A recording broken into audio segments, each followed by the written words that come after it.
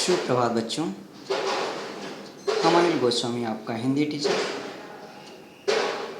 इस online education class में आप सभी का स्वागत करते हैं। आइए हम पुनः मंजरी कक्षा 6 अध्याय 6 जिसका नाम है क्यों क्यों लड़की, इस पाठ से हम जोड़ते हैं। इस पाठ में एक आदिवासी लड़की के विचारों में जिज्ञासा, जीवन संघर्ष तथा कार्य करने की लगन को रोचक संवाद शैली में प्रस्तुत किया गया है। यानी बहुत ही यह रोचक शैली का इसमें वर्णन किया गया है। इसकी लेखिका हैं महाश्वेता देवी, जो कि इनका जन्म 1956 ईस्वी में बांग्लादेश के ढाका में हुआ था। इन्होंने इस क्यों क्यों लड़की, आखिरकार इस चैप्टर का नाम, इस अध्याय का नाम क्यों क्यों लड़की ही क्यों डाला। तो चलिए आइए हम देखते हैं, इस अध्याय को शुरू करते हैं। पर क्यों छोटी सी लड़की थी वह, करीब 10 साल की, एक बड़े से सांप का पीछा कर रही थी। मैं उसके पीछे भागी। यानी महाश्वेता देवी, लेखिका, इस अध्याय की लेखिका महाश्वेता देवी ये कह रही हैं कि एक छोटी सी लड़की थी करीब 10 साल की, वह बड़े से सांप के पीछे दौड़ रही थी। मैं उसके पीछे भागी, उसकी चोटियाँ पकड़ घसीट कर लाई, उस पर चिल्लाई, ना मोइना ना। उस लड़की का नाम था मोइना। क्यों, उसने पूछा। यानी उस लड़की ने, मोइना ने पूछा क्यों। वो कोई धामन वामन नहीं है, नाग है नाग। तो नाग को क्यों ना पकड़ूं, क्यों? अरे काट लेगा। नहीं, इस बार नहीं। पर क्यों? मैं उसे ऑफिस तक घसीट कर लाई। वहाँ उसकी माँ खीरी एक टोकरी बुन रही थी। यानी मोइना की माँ का नाम खीरी था, वह टोकरी बुन रही थी। चलो थोड़ा आराम कर लो, मैंने कहा। क्यों? क्यों नहीं, थकी नहीं हो क्या? मोइना ने सिर हिलाया। बाबू की बकरियां कौन घर लाएगा? और लकड़ी लाना, पानी लाना, चिड़िया पकड़ने का फंदा लगाना, ये सब कौन करेगा? खीरी ने कहा, बाबू ने जो चावल भेजा है उसके लिए उसे धन्यवाद देना ना भूलना। क्यों क्यों दूँ धन्यवाद उसे? उसकी गौशाला धोती हूँ, हजारों काम करती हूँ, उसके लिए कभी धन्यवाद देता है मुझे? मैं क्यों उसे धन्यवाद दूँ? मोइना अपने काम पर भाग गई। खीरी सिर हिलाती रह गई। ऐसा बच्चा नहीं देखा कभी, बस कहती रहती है क्यों क्यों। यानी हर क्वेश्चन में उसके मुख से सिर्फ क्यों का ही जवाब निकलता था। गांव के पोस्ट मास्टर ने तो उसे क्यों क्यों लड़की का नाम दे रखा है। मुझे तो अच्छी लगती है मोइना। इतनी जिद्दी है कि एक बात पकड़ ले तो उससे हटती नहीं। मोइना आदिवासी लड़की थी, सबर जाति की। सबर लोग गरीब और भूमिहीन थे, पर बाकी सबर लोग कभी शिकायत करते सुनाई नहीं देते थे। सिर्फ मोइना ही थी जो सवाल पर सवाल करे जाती। यानी ये कह रहे हैं, महाश्वेता देवी कह रही हैं कि मोइना आदिवासी लड़की थी, सबर जाति की। सबर लोग गरीब और भूमिहीन थे, पर ये पोस्ट मास्टर बोल रहे हैं कि भूमिहीन थे, पर बाकी सबर लोग कभी इतना शिकायत नहीं सुनाई देते थे, इतना नहीं बोलते थे। लेकिन मोइना ही एक ऐसी लड़की है जो सवाल पे सवाल खड़े किए जा रही है। क्यों मुझे मीलों चलना पड़ता है नदी के पानी लाने के लिए? क्यों रहते हैं हम पत्तों की झोपड़ी में? हम दिन में 2 बार चावल क्यों नहीं खा सकते? ये सब मोइना सवाल कर रही है। मोइना गांव के बाबुओं की बकरियां चराने का काम करती, पर न तो वह अपने आप को दिनहीन समझती और न ही मालिकों का एहसान मानती। वह अपना काम करती, घर आ जाती और बुदबुदाती रहती। क्यों उनका बचा खुचा खाऊं मैं तो बढ़िया खाना बनाऊंगी। शाम को हरे पत्ते, चावल, केकड़े और मिर्ची वाला, और सारे घर वालों के साथ बैठकर खाऊंगी। यानी ये अपने भोजन के बारे में बता रही है कि आखिरकार हम क्यों उनकी बासी भोजन मैं खाऊं? ऐसा मैं क्यों करूं? मैं तो अच्छा खाना खाऊंगा। मैं हमेशा उनका कार्य करता रहता हूं। मैं उनका गुलाम थोड़ी हूं। वैसे सबर लोग आम तौर पर अपनी लड़कियों को काम पर नहीं भेजते हैं, पर मोइना की माँ एक पैर से लंगड़ाती थी। वह ज़्यादा चल फिर नहीं सकती थी। उसके पिता दूर जमशेदपुर काम की तलाश में गए हुए थे। यानी उसके पिता बाहर चले गए थे और उसका भाई गोरो चलाऊ लकड़ी लाने जंगल जाता था। सो मोइना को भी काम पर जाना पड़ता था। उस अक्टूबर में मैं समिति के साथ वहाँ पूरा 1 माह रुकी। एक सुबह मोइना ने घोषणा की कि वह समिति वाली झोपड़ी में मेरे साथ रहेगी। यानी महाश्वेता देवी कह रही हैं कि उसने मेरे साथ एक वायदा किया कि उसने मेरे साथ उस झोपड़ी में रात गुजारेगी। बिल्कुल नहीं, खीरी ने कहा बिल्कुल नहीं। क्यों नहीं? इतनी बड़ी झोपड़ी है, एक बुढ़िया को कितनी जगह चाहिए? तुम्हारे काम का क्या होगा? यानी खीरी ने कह रही हैं कि तुम्हारे काम का क्या होगा? काम के बाद आया करूँगी। और वह एक जोड़ी कपड़े और नेवले का बच्चा ले आ पहुँची। ये बस जरा सा खाता है और बुरे सांपों को दूर भगा आता है, उसने कहा। यानी मोइना ने यह कहा, अच्छे वाले सांपों को मैं पकड़कर माँ को दे देती हूँ। हमारी समिति की शिक्षिका मालती बोनाल ने मुझसे कहा। यानी मोइना कह रही है कि हमारी समिति की शिक्षिका मालती बोनाल ने मुझसे कहा, आप तो तंग आ जाएंगी इसकी क्यों क्यों सुनते हुए। यानी जो बूढ़ी थी उसकी बात उस शिक्षिका से हो रही है। और वाकई वह अक्टूबर ऐसा बीता कि पूछो मत। क्यों मुझे बाबू की बकरियां चरानी पड़ती है?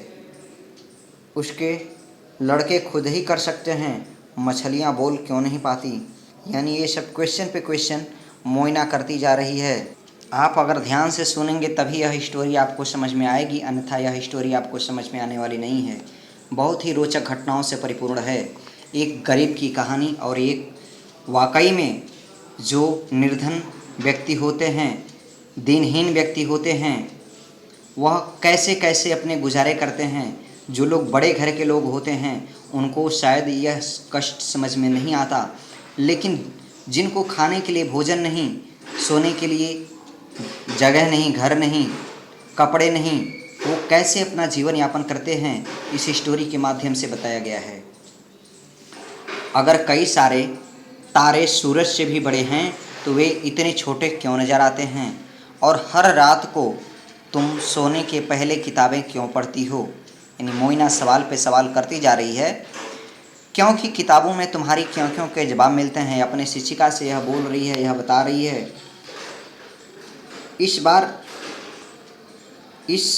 एक बार मोइना चुप रही। उसने कमरा ठीक ठीक किया, रंगन के फूलों वाले झाड़ को पानी दिया, नेवले को मछली दी। फिर उसने कहा, मैं पढ़ना सीखूंगी और अपने सारे सवालों के जवाब ढूंढ निकालूंगी। जो जो वह मुझसे सिखाती वह बकरियां चराते समय दूसरे बच्चों को बताती। कई तारे सूरज से भी बड़े हैं, सूरज के पास है इसलिए बड़ा दिखता है। मछलियां हमारी तरह बातें नहीं करती, मछलियों की अपनी भाषा है जो सुनाई नहीं देती। तुम्हें पता है पृथ्वी गोल है। 1 साल बाद जब मैं उस गांव में दोबारा पहुंची तो सबसे पहले सुनाई दी मोइना की आवाज़। यानी शिक्षिका यहाँ पे उसका बहुत ही सुलभ तरीके से उसका आकर्षण बता रही हैं कि आखिरकार मोइना क्या है, उसे किस तरीके से रहना चाहिए, किस तरीके से नहीं। जो भी हम बताते हैं, जो भी हम पढ़ाते हैं, मोइना जा कर के जब भी बकरियां चराने जाती हैं तो अपने ग्रुप में बताती है। जो भी मेरे से सीखी रहती है वह दूसरे बच्चों को सिखाती है। ऐसा गुण इस मोइना के अंदर है, ये बताने का प्रयास कर रही हैं।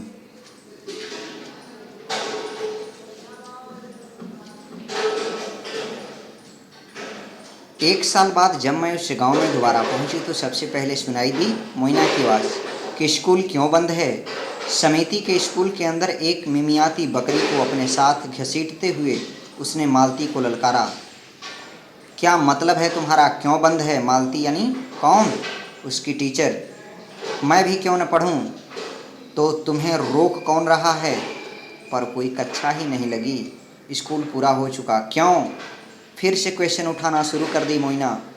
तुम जानती हो मोइना, मैं सुबह 9 से 11 बजे तक कक्षा लगाती हूँ। मोइना ने पाँव पटक कर कहा। जैसा कि आप छोटे बच्चों को जिद करते हुए देखते होंगे, शायद आप भी जिद करते होंगे कि जब कोई सामान आपके अनुसार अगर नहीं मिलता है तो दोनों हाथ पांव पटक करके आप वहीं पे बैठ करके, सो करके, ज़मीन पे लिपट करके रोने लगते हैं, जिद करने लगते हैं, जिससे कि आपके माता पिता आपकी जिद को पूरा करने के लिए जो आप कहते हैं वही करते हैं। ठीक उसी प्रकार से मोइना ने भी पांव पटक करके पढ़ने के लिए, ये कोई ऐसा जिद नहीं है, यह पढ़ाई के लिए जिद कर रही है। तो आपको समझने का हौसला होना चाहिए कि अदर चीज़ के लिए आप जिद तो करते हैं, लेकिन पढ़ने के लिए कोई बच्चा जिद नहीं करता। लेकिन मोइना एक ऐसी लड़की है जो पढ़ने के लिए जिद कर रही है। आप घर पे हैं, जहाँ कहीं भी हैं, स्वच्छ हैं, सेफ हैं, बने रहिए इसी प्रकार से। लेकिन साथ ही साथ आप ये जिद भी सीखिए इस मोइना के कर्तव्यों से कि मोइना किस प्रकार से जिद कर रही है। कि मोइना ने पांव पटक कर कहा, तुम समय बदल क्यों नहीं सकती? मुझे बाबू की बकरियां चरानी होती हैं। सुबह मैं तो सिर्फ 11 बजे के बाद ही आ सकती हूँ। तुम पढ़ाओगी नहीं, तुम पढ़ाओगी नहीं तो मैं सीखूंगी कैसे, कहाँ से? मैं बूढ़ी माँ को बता दूंगी कि बकरी चराने वाले या गाय चराने वाले हम में से कोई भी नहीं आ सकेगा अगर स्कूल का समय नहीं बदला तो। तभी उसने मुझे देखा और अपनी बकरी ले भाग खड़ी हुई। इसके बाद वह टीचर के सामने आंख नहीं मिला पाई, अपने बकरी को ली और भाग खड़ी हुई। शाम को मैं मोइना की झोपड़ी पर गई। चौके की अंगार के पास मज़े से बैठी मोइना अपनी छोटी बहन और बड़े भाई को बता रही थी, एक पेड़ काटो तो 2 पेड़ लगाओ, खाने के पहले हाथ धो लो। जानते हो क्यों? पेट दर्द हो जाएगा।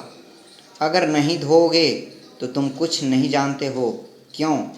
क्योंकि तुम समिति की कक्षा में नहीं जाते, क्योंकि तुम पढ़ने के लिए नहीं जाते, इसलिए तुम्हें ये सब पता नहीं है। तुम्हें क्या लगता है, गांव में जब प्राइमरी स्कूल खुला तो उसमें दाखिला होने वाली पहली लड़की कौन थी? मोइना थी। मोइना अब 18 साल की है, वह समिति के स्कूल में पढ़ाती है। अगर तुम स्कूल के पास से गुजरो तो निश्चित ही तुम्हें उसकी बेचैन आवाज़ सुनाई देगी। आलस मत करो, सवाल करो मुझसे, पूछो क्यों मच्छरों को ख़त्म करना चाहिए, क्यों ध्रुव तारा हमेशा उत्तरी आकाश में ही रहता है। यानी ये सब क्वेश्चंस पे क्वेश्चंस करती जा रही है और दूसरे बच्चे भी अब सीख रहे हैं पूछना क्यों। यानी क्वेश्चन पूछना चाहिए, अगर जो चीज़ें समझ में नहीं आती है तो उसे तुरंत पूछना चाहिए। इस प्रकार से इस मोइना के ही शब्द से और दूसरे बच्चे भी सीख ले रहे हैं, तो आप सभी को भी सीख लेना चाहिए। वैसे मोइना को पता नहीं है कि मैं उसकी कहानी लिख रही हूँ। यानी महाश्वेता देवी वर्मा जी कह रही हैं, महाश्वेता देवी ये कह रही हैं कि उसको पता नहीं है, यानी मोइना को पता नहीं है कि मैं उसके बारे में लिख रहा हूँ, बता रहा हूँ। अगर उसे बताया जाए तो कहेगी क्यों मेरे बारे में क्यों लिख रही हो, मेरे बारे में क्यों बता रही हो। ये आप देखिए, इस स्टोरी के माध्यम से आपको ज़रूर समझ में आया होगा। आपको बेहद अच्छे तरीके से अगर समझ में नहीं आया है तो आप इसे कई बार रिपीट करें, अवश्य ही समझ में आएगा। यह बहुत ही रोमांचक, बहुत ही रोचक वर्णन किया गया है। तो आप देख रहे हैं कि महाश्वेता देवी का जन्म 1926 ईस्वी को ढाका, बांग्लादेश में हुआ था। समझ पा रहे हैं? उनकी आरंभिक शिक्षा ढाका और कोलकाता में हुई। साहित्य के प्रति बचपन से ही आपका लगाव था।